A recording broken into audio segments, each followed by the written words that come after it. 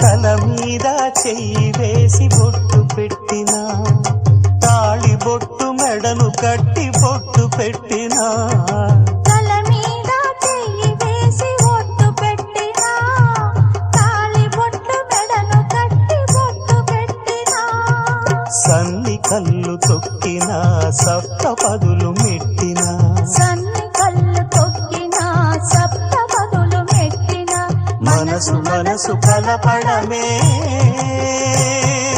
మంత్రం పరమార్థం. శ్రీరస్తు శుభమస్తు, శ్రీరస్తు శుభమస్తు.